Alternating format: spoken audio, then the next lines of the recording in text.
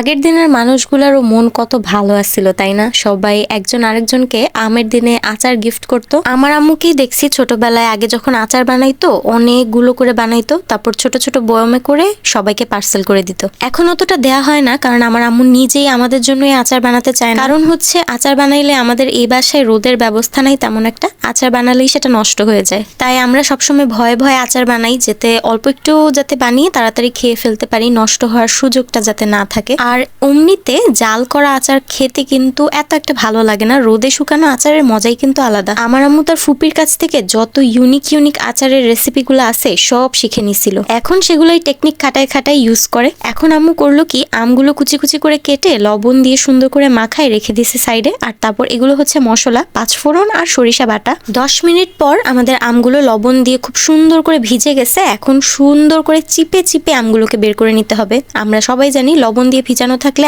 আম অনেক বেশি পানি ছেড়ে দেয়, আর এই স্টেপটা আমের আচার বানানোর জন্য যে কতটা জরুরি, আমের যে এক্সট্রা টক ভাবটা সব বের হয়ে যাবে এই লবণ দিয়ে ভেজানোর কারণে। আম্মু যখন অনেকগুলো করে আচার বানায়, মানে 1-2 কেজির মতো আচার বানায়, তখন সারা রাত এভাবে লবণ দিয়ে ভিজিয়ে রেখে দেয়। আজকে জাস্ট এই সিজনের ফার্স্ট আচার আম্মু ট্রাই করতেছে, মাত্র 4টা আম দিয়ে করছে। তো এই তো আমগুলো সুন্দর করে চিপে নিয়ে এর মধ্যে পাঁচফোড়নের গুঁড়া, সরিষা বাটা, লবণ, স্বাদ মতো হলুদ, মরিচ গুঁড়া, এগুলো সব দিয়ে দিতে হবে। আর সাথে একটা জিনিস যাবে, মোটামুটি 1.5 কাপের মতো পেঁয়াজ কুচি। নর্মালি কিন্তু আমরা আচারের মধ্যে এরকম ডিরেক্ট পেঁয়াজ দেই না, কিন্তু আজকের রেসিপিটা অনেকটা স্পেশাল, কারণ এর মধ্যে পেঁয়াজ সহ আচারটা বানানো হবে। আর গ্যারান্টি দিয়ে বলতে পারি এই আচারটা কিন্তু নষ্ট হবে না, খুব সুন্দর থাকবে আচারটা। আমাদের মতো বাসায় তো আচার নষ্ট হয়ে যায়, কিন্তু আমরাই খুব মজা করে খেয়েছি। আর এখনো আচারটা খুব ভালো কন্ডিশনে আছে। তো আম্মু সবকিছু একসাথে মিক্স করে পুরো আমটা সেনিতে বিছিয়ে শুকাই দিছে রোদে।